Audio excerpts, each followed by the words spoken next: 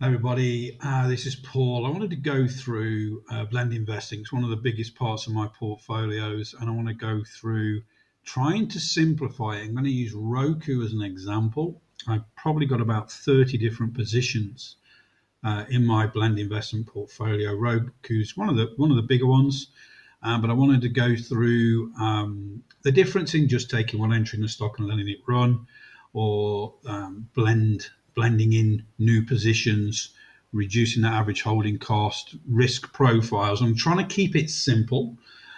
So again, Roku daily time frame. My first entry is where this yellow arrow was. So with investing, you're not going to put a stop loss, but you still need to work out your risk profile. And whenever I talk about I'm risking $1,000, it doesn't mean I'm buying $1,000 worth of shares. I'm risking 1,000. If I was swing trading this, my stop would be around about 94.80, below this support and resistance zone. Okay, so we've come up through these support and resistance zones. We've come back down to test. We gapped up, we moved down, we've tested it again. Now we're moving away from this, and I'm not going to talk about any of the indicators that I use. A lot of you know the indicators that I use anyway. This is purely just risk profiles and understanding how you can compound, blend, and get those big results. So again, I need a starting point. So I'm going to bring up a calculator. Hopefully you can see it on the screen there. So let's just get the calculator going. Okay, so first of all, remember there's no stop loss, but I still need to figure out my risk profile. If I'm going to risk $1,000, say for example, my account size was as low as 100,000, for example, when we're investing, 1% of that is $1,000, and I look for a risk profile on entries around about a 1%. Okay. So let's just make it easy. $100,000, 1% is $1,000. So I want, in theory, for the risk profile, $1,000 at risk. So that's not $1,000 worth of shares. Okay. My first entry here was 116.36. Okay. My stop, if I was swing trading this sensibly, would be below this support and resistance zone. So this is where I'm going to work out my risk profile, which is 94.80. So 116.36 take away 94.80 gives us 21.56. So that's the dollar amount between entry and my fictitious stop to work out my risk portfolio. So if I was swing trading this and I got in here at 116.36, and then it came back against me to this position here, the amount of shares that I got would lose $1,000. So the way to work out how many shares to get for this is 1,000 divided by 21.56. So 1,000 divided by 21.56, that gives us 46 shares. Okay, let's round it to 45 shares, shall we? Just to make it simpler on the math. So I'm going to buy 45 shares. So 45 times 116.36. So I'm going to invest $5,236.20. Okay, so that's the cost of this first position, to buy 45 shares. In theory, what I always talk about is that risk profile is $1,000. Okay, now this will become a little clearer as we get these other entries. Okay, so that's the simple bit. You've got your first entry, you've worked out your risk profile. So for me, to make this simple to show you, I've actually put this little rectangle here and I've made it the same size as that first risk profile. So my entry's at the top, the fictitious stop is at the bottom to work out my risk profile. So this rectangle, this yellow rectangle, is my first entry. Okay. My second entry was after it pulled up, we pulled back, we got a higher support level, so I got a second entry higher. So my average holding cost was a little higher at that time. That was 128.88. So now, using that same fictitious stop position to work out my risk profile, this rectangle was drawn here, orange. As you can see now, my first risk profile is my standard, if you like, that I want to work to. The second one is risked a little bit more.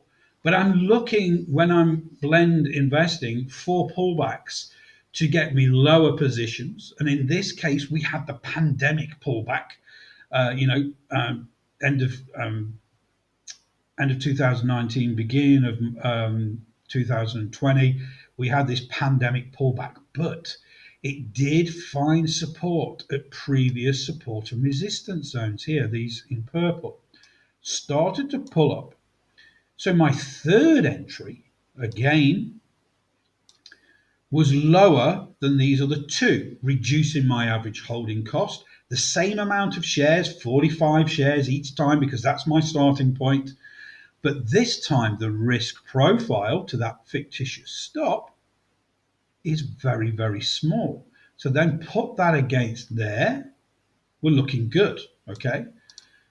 When we sort of average that risk profile out, we're back to around about $1,000 per incremental investment. The fourth trade, entry, I should say, excuse the bell, that's an alert. The fourth entry was 105.82. So I got in this one, it dipped that down, found support at a higher support zone, then pushed through. So I wanted to get another one. It gapped, nothing I could do about that, but I just got a market order in and bought another 45 shares. Okay, so this was 105.82. So now this last one is my risk profile, again, where that fictitious stop is to work out my risk profile. So now I've got my 4 risk profiles. The idea with blend investing, and this could take 18 months, 2 years, depending on results for earnings, pullbacks that the stock has, and all that sort of thing. And sometimes, now where you see this average holding position here in this dotted line, it's actually slightly below my original holding. And that's always a really nice position to be in. Sometimes you can't do that because growth just keeps going. But in this case, and this example, this is where we are. So with these 3 risk profiles, remember, I wanted to risk around about $1,000 each time, but it's not $1,000 purchase, it's a risk of $1,000. These are my risk profiles. If I now sort of put the 4th entry into here, that actually, and again, this is all calculated and it seems quite complicated at the time, but if I'm trying to simplify this with rectangles, so this 4th entry actually cancels out that extra risk profile on that 2nd entry. So now between those 3 trades, those 3 entries, we've got that risk profile of $1,000 per entry. Then when we get this other one, which is really small, that will reduce that overall average by quite a bit. So now in theory, what we have is a risk profile of less than $1,000 per entry for those 4 entries. So very, very simple. So again, just going back through the math, we had the 2nd entry at 128.88, so we spent 5,999.60. 3rd entry 155, that only cost us 4,524 and change. Then the 4th entry, we got 105.82, that cost us 4,761 and change. So a total investment of around $20,322, 180 shares. Okay. Now, ROKU has now moved on, and it's a big mover, and we can look at those risk profiles and say, in reality, for each trade, we've actually risked less than $1,000 to our risk profile stop that we put in, and we can adjust that very loosely using EMA clouds and things like that, some of the indicators that I use. But I want to show you where we are now. So the average holding position is 112.90 for 180 shares. I've got to zoom out quite a bit here. Okay, this is where we are right now. Pre-market $470. Now, if we'd have only bought that first lot of shares, that 45 shares, okay, that was a value of $5,236 and change. Okay. That's now worth $21,000, which is a reasonable return. Okay. Um, Considering we only risked in theory $1,000, we are what I call 200% or whatever it is times risk. Okay, so now we're at these big highs. That one position is worth 21,000 and change. Okay, now if you'd have used the blend investment strategy that I use with my inner circle, we would have spent $20,322, but now that would be worth $85,734. Remembering, going back to that risk profile, because we've been sensible over time, waited for pullbacks, our risk profile, average risk profile, is less than $1,000 per entry. So maximum the risk profile is $4,000. We've waited for major pullbacks. We could have added, but I've got 30 other similar growth stocks and ETFs in my portfolio. But what I wanted to do is just show you that. So we could have then trailed this. Now, $85,000 on a $100,000 account is a good return. Okay, with that average risk profile, with less than $1,000 per entry, so a $4,000 risk. And as you move your sort of trading stops after major pullbacks like these, and again, we use different things like Elliott wave and things like that to do that. You would have been out of risk pretty quickly and in a good profit position. Now, my account size is a bit bigger than that, but what I'm trying to show you is that power of blend investing and that compounding effect. So now, in effect, if you had that $100,000 account back in 2019 and you'd only traded Roku and you'd got those 4 entries, it would be worth $185,000 right now. So for me, yesterday with my inner circle, I took half of my position off. Okay. Now, the whole position was worth around about 20% profit on my account balance. Because remember, right back to the beginning, that first entry, whether your account size is 100,000, 4 million, or whatever it is, that first profile was worth 1% of the account balance. Okay. And now, when we've got this average holding position here, that 94.08 fictitious stop, that is worth 20% of my account balance. I've just used a fib extension there just to do it simply.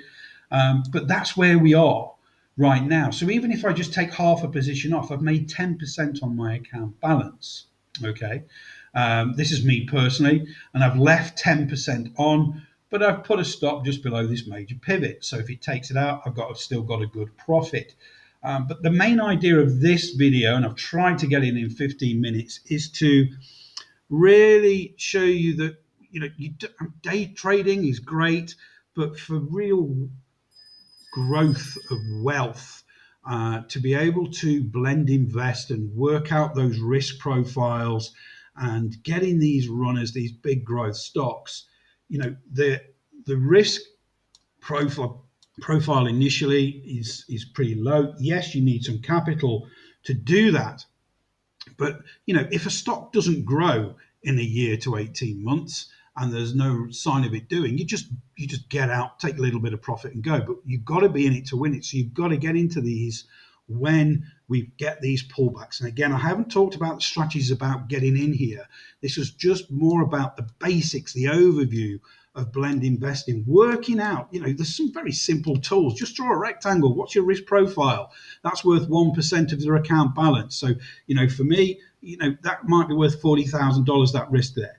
For somebody with $100,000 account, it's worth $1,000. But the main thing is, don't get tied up on the physical amounts. That's your risk profile. The next risk profile is a bit bigger, okay?